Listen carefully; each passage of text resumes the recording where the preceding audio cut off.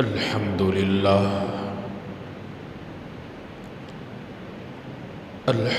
لله نحمده ونستعينه ونستغفره ونؤمن به ونتوكل عليه ونعوذ بالله من شرور أنفسنا ومن سيئات أعمالنا من يهده الله فلا مضل له ومن يضلله فلا هادي له ونشهد أن لا إله إلا الله وحده لا شريك له ونشهد أن سيدنا ومولانا محمدا عبده ورسوله وصلى الله تعالى عليه وعلى آله وأصحابه أما بعد فأعوذ بالله من الشيطان الرجيم بسم الله الرحمن الرحيم ولتكن منكم أمة يدعون إلى الخير ويأمرون بالمعروف وينهون عن المنكر وأولئك هم المفلحون.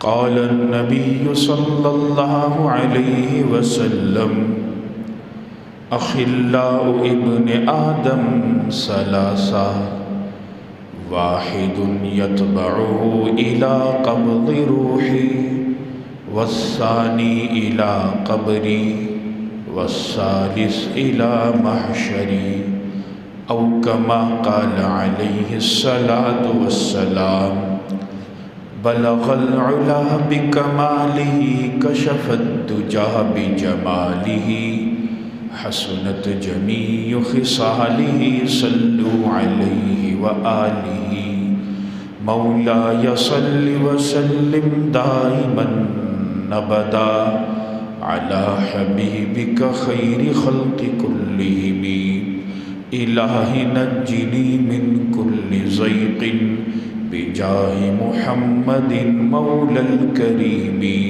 وهب لي في مدينته قرارا وبعد الموت دفنا بالبقيع. حضرت محترم اور سامعین مکرم، ابھی قرآن حکیم فرقان حمید سے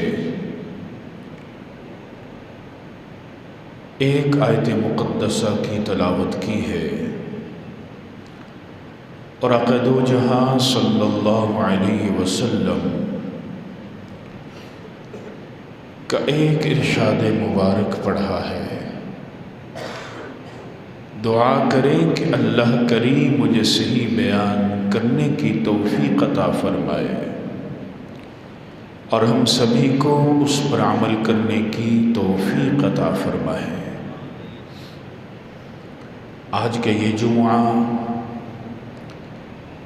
رمضان المبارک کا چوتھا جمعہ ہے اور ہو سکتا ہے کہ آج کا یہ جمعہ رمضان کا آخری جمعہ ہو جائے. یہ ماہ مبارک جس آب و تاب کے ساتھ سایہ فگن ہوا تھا، اب چند ایام باقی ہیں. یہ ماہ مبارک ہم سے رخصت ہو جائے گا اور پھر ہم نے عملی طور پر اپنے نفس اور شیطان کا مقابلہ کرنا ہے. اس ماہ مبارک میں اللہ تعالی نے اسباب گناہ کو محدود کر دیا، ذرائع گناہ کو زنجیریں ڈال دی، خواہشات اور تمناؤں کو اللہ نے سیدھے راستے کی طرف پھیرے رکھا۔ لیکن اب اس ماہ مبارک کے بعد اب ذمہ داری بڑھ چکی ہوگی۔ اب اس ماہ مبارک کے بعد ہم نے صحیح معنوں میں اسلام پر عمل کرنا ہوگا کہ جو ہمارے لیے باعث نجات اور مغفرت بن جائے۔ جناب نبی اکرم صلی اللہ علیہ وسلم نے ارشاد فرمایا اخلاء ابن آدم ثلاثہ، ایک انسان اس کے 3 دوست ہوتے ہیں۔ انسان کے دوستوں کی تعداد 3 ہے۔ ثلاثہ، آپ فرماتے ہیں وہ 3 کون سے ہیں؟ فرمایا ہوا ایک دوست وہ ہوتا ہے یتبعہ الی قبض روحہ، کہ جو دوست اس کی روح کے قبض کرنے تک اس کا ساتھ دیتا ہے۔ جب روح قبض ہو گئی دوستی ٹوٹ گئی، جب روح قبض ہو گئی تو کون اور میں کون، جب روح قبض ہو گئی وہ ناتا تعلق ختم ہو گیا۔ آقا نے پھر فرمایا والثانی، دوسرا دوست وہ ہوتا ہے الی قبری، جو قبر تک اس کے ساتھ چلے گا۔ قبر کی مٹی تب جب تلے دفن جب ہوگا وہ اس کے دوست واپس آ جائیں گے۔ جب وہ قبر کی اندھیری رات گزارے گا وہ دوست اس کا ساتھ نہیں دیں گے، اس قبر میں اس کو تنہا چھوڑ دیں گے، ان کا ساتھ قبر تک ہوگا۔ والثالث، تیسرا دوست وہ ہوتا ہے الی محشرہ، جو اس انسان کے ساتھ موت تک بھی رہے گا، قبر تک بھی رہے گا، حتیٰ کہ جب محشر میں اس کو اٹھایا جائے گا اس کے پاس صرف وہ دوست ہوگا۔ آقا نے پھر فرمایا اب سنو وہ 3 دوست کیا ہیں؟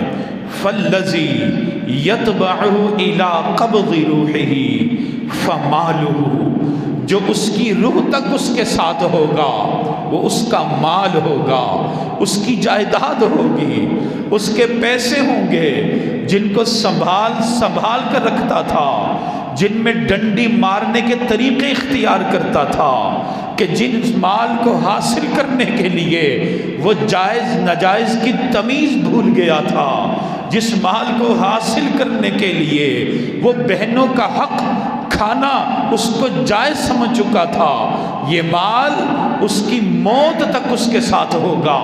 موت جب آئے گی یہ مال اس کا نہیں رہے گا، یہ موت جب آئے گی یہ مال بیگانہ ہو جائے گا۔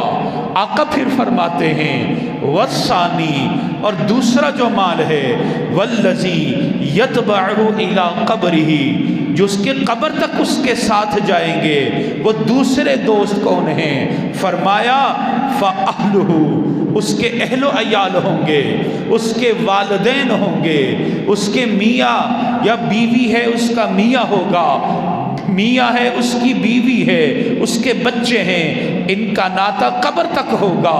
جب وہ قبر کی اندھیری نگری میں چلا جائے گا وہ بچے باپ والے نہیں ہوں گے، وہ بچے یتیم ہو جائیں گے، وہ بیوی نہیں ہوگی، وہ بیوی بیوہ ہو جائے گی، اس کا ناتا ٹوٹ جائے گا، اس کا ساتھ ہونا اس کو کوئی فائدہ نہیں دے گا۔ آقا نے پھر فرمایا والثالث، یہ جو تیسرا مال ہے، یہ جو تیسرا دوست ہے، یہ جو تیسرا ساتھی ہے جو روز محشر اس کے کاندھے سے کاندھا ملا کر کھڑا ہوگا، آقا فرماتے ہیں یتبعہ الی محشرہ فعملوا، جو محشر تک اس کا ساتھ دے گا اس کا عمل ہوگا۔ آج یہ ماہ مبارک ہمیں اس تیسرے دوست کو اس سے دوستی کرنے کے لیے یہ ماہ مبارک آیا تھا۔ یہ ماہ مبارک اس تیسرے دوست سے تعلق جوڑنے کے لیے آیا تھا۔ یہ ماہ مبارک اس تیسرے دوست کو اپنا بنانے کے لیے آیا تھا، تاکہ روز محشر ہو، اللہ کے سامنے عدالت ہو، گرمی کی شدت ہو، پیاس ہو، گھٹن ہو، اپنے بیگانہ ہو جائیں، مال کسی کا نہ ہو، یہ عمل اس بندے کے لیے نجات کا باعث بن جائے۔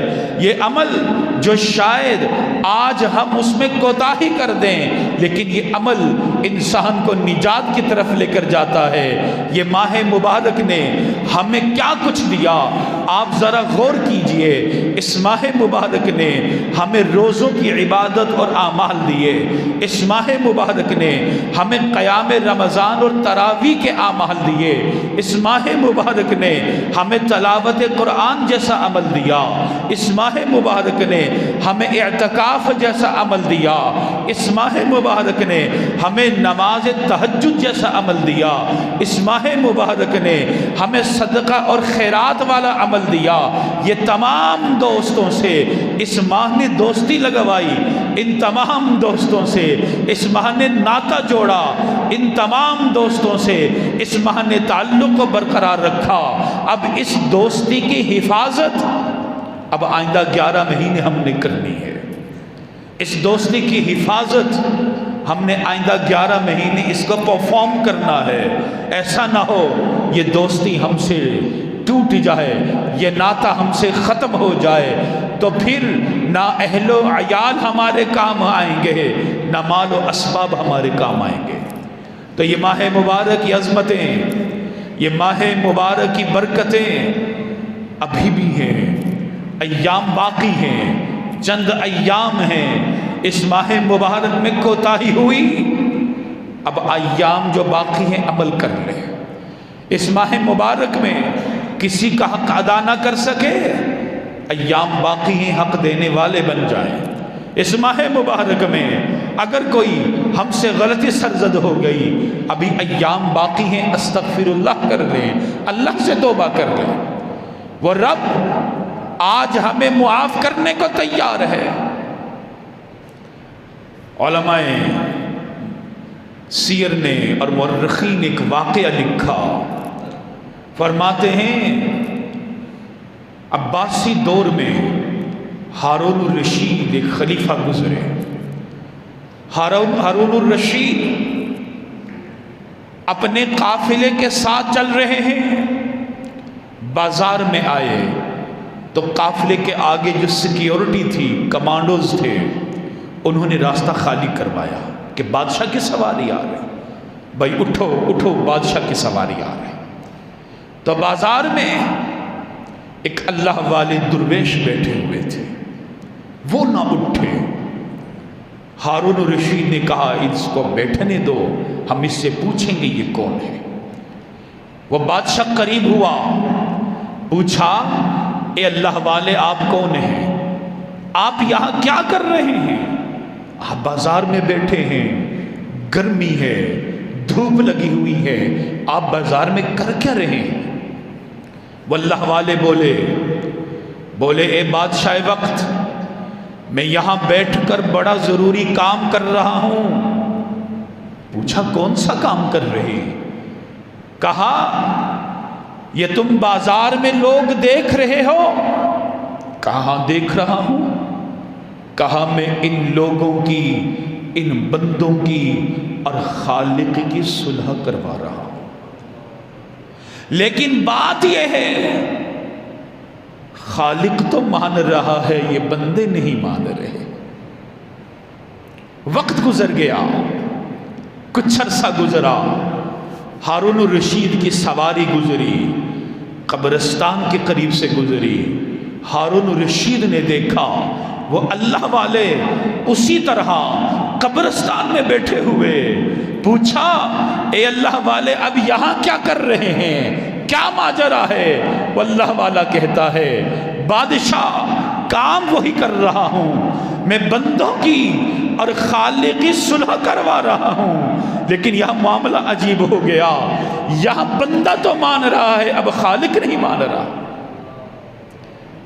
پہلے خالق مان رہا تھا، بندوں کو پرواہ نہیں تھی، اور بندے بلک بلک کر خالق کی منتیں کر رہے ہیں، وہ خالق معاف نہیں کر رہا. یہ ماہ مبارک یہی ہے، خالق تو مان رہا ہے، ہم منوانے والے نہیں بن رہے. خالق تو نظر کرم کر رہا ہے، اس نظر کرم کو ہم حاصل کرنے والے نہیں بن رہے. خالق تو ہم پر اپنی رحمتیں نچھاور کرنے کو تیار ہے، ہم خود اس قابل نہیں بن رہے. آج اگر ہم اپنی اس قابلیت کو اجاگر کر دیں، اگر ہم اس قابل بن جائیں، یقین جانیے اللہ کی مغفرت حاصل ہو سکتی ہے.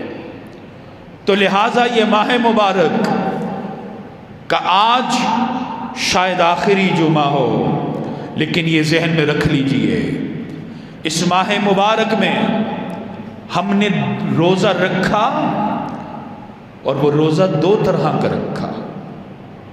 ایک جسمانی روزہ رکھا اور ایک روحانی روزہ رکھا. جسمانی کیا رکھا کہ ہم نے صبح سے شام تک کھانا پینا چھوڑا، ہم نے صبح سے شام تک خواہشات کو پس پشت ڈالا، ہم نے جسم کو قابو کیا. ساتھ روحانی روزہ بھی رکھا، ہم نے غیبت سے بچنے کی کوشش کی، گالی سے بچنے کی کوشش کی، ہم نے برائی سے بچنے کی کوشش کی، غلط خیالات سے بچنے کی کوشش کی. علماء صوفیہ فرماتے ہیں رمضان میں دو طرح کے روزے ہوئے، ایک جسمانی روزہ رکھا گیا، ایک روحانی روزہ رکھا گیا. اب ماہ رمضان کے بعد ہم نے اب ایک روزہ رکھنا ہے، اور وہ کیا ہے؟ روحانی. جسمانی ختم ہو جائے گا، جو ہی عید کا چاند نظر آیا اب جسمانی روزہ فرض نہیں رہے گا، جسمانی روزے کی فرضیت ختم ہو گئی، اگلے سال رمضان میں پھر فرض ہوں گے. لیکن روحانی روزہ تو رکھنا ہوگا، برائیوں سے بچنا ہوگا، غلطیوں سے بچنا ہوگا، گناہوں سے بچنا ہوگا. یہ ماہ مبارک ہمیں مسجد کی صف پہ کھڑا کر کے جا رہا ہے. یہ ماہ مبارک ہمیں اللہ کے سامنے تہجد پڑھنے والا بنا کر جا رہا ہے. یہ ماہ مبارک ہمیں اپنے گھر والوں کے ساتھ مل کر بیٹھ کر کھانا کھلانے والا بن کر جا رہا ہے.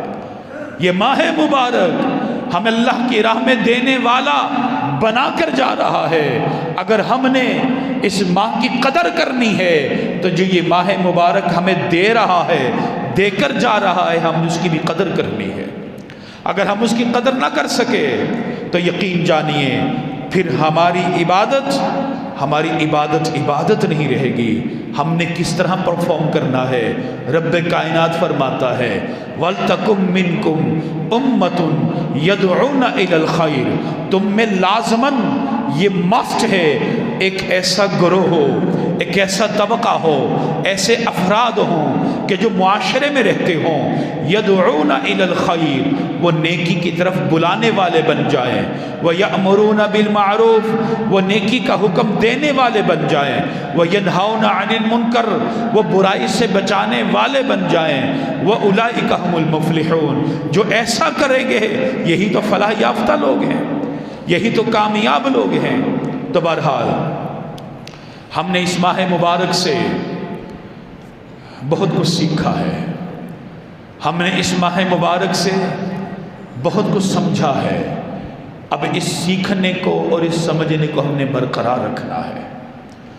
اور یہ برقرار کیسے رکھیں گے کہ ہم نے ان اعمال کی حفاظت کرنی ہے. شیطان کا سب سے پہلا ٹارگٹ یہ ہے کہ ہم نیکی نہ کریں، اور اگر نیکی کر لیں تو دوسرا ٹارگٹ یہ ہے کہ نیکی کو ختم کیسے کیا جائے. اب ہم نے اس نیکی کو سنبھال کر رکھنا ہے، اس ماہ مبارک کے ثواب کو، اجر کو سنبھال کے رکھنا ہے. ایسا نہ ہو ہم سے ایسی غلطیاں سرزد ہو جائیں جو ان اعمال کے ثواب کو دیمک کی طرح چاٹ جائیں، ایسی غلطیاں سرزد ہو جائیں جو قیام جو سیام، جو تلاوت، جو صدقات جیسی عبادات کو ختم کرنے کا باعث بن جائے۔ لہٰذا ہم نے اپنے ایمان کی حفاظت کرنی ہے۔ اور آخر میں چند باتیں آپ حضرات سے، ایک تو پہلی بات یہ ہے کہ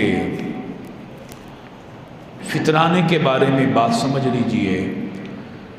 فطرانہ ہر صاحب استطاعت پر لازم ہے۔ جس پر زکوٰۃ فرض ہے اس پر تو فطرانہ آلریڈی فرض ہے ہی، لیکن بعض اوقات ایسا ہوتا ہے کہ زکوٰۃ فرض نہیں ہوتی، فطرانہ پھر بھی فرض ہو جاتا ہے۔ اور وہ اس طرح کہ فطرانے میں صرف اشیاء، سونا چاندی، مال تجارت نہیں دیکھا جاتا، بلکہ فطرانے میں وہ اشیاء کو بھی دیکھا جائے گا جو آپ کے گھر میں ہیں لیکن آپ کے استعمال میں نہیں ہیں۔ اگر آپ کے پاس ایسی اشیاء موجود ہیں اور ان کی ایک ویلیو ہے تو پھر بھی فطرانہ آپ پر لازم ہو جائے گا۔ آپ کے پاس مدرسہ جامعہ اسلامیہ کے کارکن آ رہے ہیں، آپ بھرپور ان سے تعاون کریں زکوٰۃ، صدقات اور فطرانے کی مد میں۔ تو فطرانہ جو اس بار مقرر کیا گیا ہے وہ کم سے کم 300 روپیہ ہے فی کس کے حساب سے۔ اگر عید کی چاند رات جس کو ہم کہتے ہیں، عید کی رات، اگر عید کی رات بچہ بھی پیدا ہو گیا اس کا بھی فطرانہ دینا اس کے والدین پہ فرض ہو جائے گا۔ تو اس لیے آپ حضرات فطرانہ نماز عید سے پہلے جب مرضی ادا کر دیں، آج کر دیں، کل کر دیں، بہرحال نماز عید سے پہلے آپ نے ادا کرنا ہے۔ اگر آپ فطرانہ ادا نہیں کریں گے تو حدیث سے بھی ثابت ہے، اور علماء محدثین نے احادیث کی جو تشریح بیان کی اس سے بھی ثابت ہے کہ پھر بندے کے جو روزوں کا ثواب ہے وہ زمین و آسمان کے درمیان ہینگ ہو جائے گا، معلق ہو جائے گا، وہ اللہ کے بارگاہ میں نہیں پہنچے گا۔ تو اس لیے فطرانہ 300 روپیہ فی کس ہے، آپ اس سے زیادہ دینا چاہتے ہیں وہ آپ کے ثوابدید ہے۔ دوسری بات یہ ہے کہ 27ویں رات کا آپ کی مسجد میں پروگرام کا انعقاد ہوگا۔ اس بار چند احباب نے یہ مشورہ بھی دی، اللہ تعالیٰ نے ہمت بھی دی، اور پچھلے جمعہ میں عرض نہیں کر سکا کیونکہ اس وقت تک تو پروگرام نہیں بنا تھا، تو بعد میں اللہ نے دل میں ڈالا۔ اس بار آپ کی مسجد میں ہر طاق رات خصوصی مجلس کے انعقاد ہو رہا ہے اور ہوتا رہے گا۔ ابھی 3 راتیں طاق راتیں باقی ہیں، 2 راتیں گزر چکی ہیں، تو جس میں درس قرآن ہے، مجلس ذکر ہے، اجتماعی دعا ہے، اور یہ 1 سے 1.5 گھنٹے کا پروگرام جس میں کچھ حضرات نے ماحضر کا بھی اہتمام کر دیا تھا، لوگوں کے لیے کچھ ریفریشمنٹ کا بھی اہتمام تھا، اللہ ان کو جزا دے۔ تو یہ طاق راتوں میں تو یہ پروگرام جاری رہے گا، البتہ جو 27ویں رات کی بات ہے وہ یہ ہے کہ ہمارے اجتماعی پروگرام جیسے آپ حضرات کو پتہ ہے حسب سابق ہوتا آ رہا ہے۔ 27ویں شب کو آپ کی مسجد میں، اس مسجد میں ختم قرآن کی دعا بھی ہے، پھر آیت کریمہ کا اجتماعی ورد ہے، اس کے بعد پھر اجتماعی ذکر کی مجلس ہے، اور پھر دعا ہے۔ تو آپ حضرات تشریف لائیے اس پروگرام میں، اور اللہ کے حضور اجتماعی دعا ہوگی۔ یقیناً کوئی نہ کوئی اللہ کا ایسا نیک بندہ ہوگا کہ جس کے صدقے اللہ ہم سب کی دعائیں قبول فرما دے۔ اسی طرح عید کی نماز کا جو وقت ہے وہ میں اناؤنس کر دیتا ہوں، حضرت والد صاحب کے حکم سے میں نماز کے بعد بھی اناؤنس کر دوں گا۔ عید کی نماز انشاءاللہ کمپنی باغ میں ٹھیک 8 بجے ادا کی جائے گی۔ آپ حضرات اپنے ساتھ جائے نماز اور دوسرے کپڑا چادر وغیرہ لے کر آئیے گا، رش زیادہ ہوتا ہے جس کی وجہ سے آپ حضرات کو دقت کا سامنا کرنا پڑ سکتا ہے۔ آخری بات آپ حضرات سے یہ ہے کہ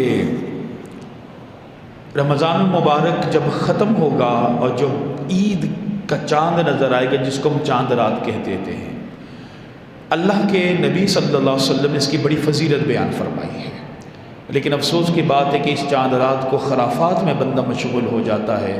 اور یقین جانیے مغرب کی نماز جب آخری ہوتی ہے تو صفیں زیادہ ہوتی ہیں، اور جب عشاء کی نماز ہوتی ہے تو بعض اوقات صورت حال یہ ہوتی ہے کہ مقتدی کا انتظار کرنا پڑ جاتا ہے کہ لوگ آئیں تو نماز پڑھائیں، یہ حالات بن جاتے ہیں۔ تو اس لیے آپ حضرات اس رات کو لیلۃ الجائزہ کہا جاتا ہے۔ آقا فرماتے ہیں جس کا مفہوم یہ ہے کہ ایک بندہ پورا دن مزدوری کرے اور جب مزدوری لینے کا وقت آئے اور وہ وہاں سے غائب ہو جائے وہ کیسے مزدوری حاصل کر سکتا ہے؟ آقا نے فرمایا کہ من قام لیلۃ العیدین، جو 2 عیدوں کی رات کو قیام کرے گا، عبادت کرے گا، محتسبا للہ، اللہ سے ثواب کی امید کے لیے، لم یمت قلبہ یوم تموت القلوب، جس دن تمام دل مردہ ہوں گے اللہ اس کے دل کو مردہ نہیں کرے گا۔ اتنی بڑی فضیلت ہے لیلۃ الجائزہ یعنی چاند رات کی، لہٰذا اس رات کو خدا را خرافات میں نہ گزاریں، اس رات کو جھوٹ، ناجائز منافع خوری، دھوکہ دہی میں نہ گزاریں، یہ رات بڑی عظیم رات ہے۔ اور آخر میں آپ حضرات سے یہ بات کرنی ہے کہ آپ کا مدرسہ جامعہ اسلامیہ ہے، اس سے تعاون فرمائیں۔ عید کے بعد اللہ تعالیٰ نے دل میں بات ڈالی، آپ حضرات سے میں شیئر کر دیتا ہوں کہ عید کے بعد انشاءاللہ ارادہ ہے کہ مدرسہ جامعہ اسلامیہ کے زیر اہتمام 2 سالہ ایک کورس کا آغاز کرنے کا ارادہ ہے۔ یہ کورس جو ہوگا یہ کاروباری حضرات کی مصروفیات کو مد نظر رکھ کر یہ کیا جا رہا ہے۔ صرف ویکنڈ کی کلاسز ہوں گی، ہفتہ اور اتوار کی، اور عصر سے مغرب تک، بس یہ وقت ہوگا جس میں تفسیر ہے، گرامر کا سلیبس ہے، حدیث کا سلیبس ہے۔ تو آپ حضرات میں سے جو یہ خواہش مند ہوں وہ اپنی رجسٹریشن کروا دیں تاکہ عید کے بعد ان کلاسز کا باقاعدہ آغاز ہو سکے، تاکہ ہم دین کی طرف تھوڑا سا آ سکیں۔ دعا کر اللہ تعالیٰ جو کہا جو سنا عمل کی توفیق عطا فرمائے۔ وآخر دعوانا ان الحمد للہ رب العالمین۔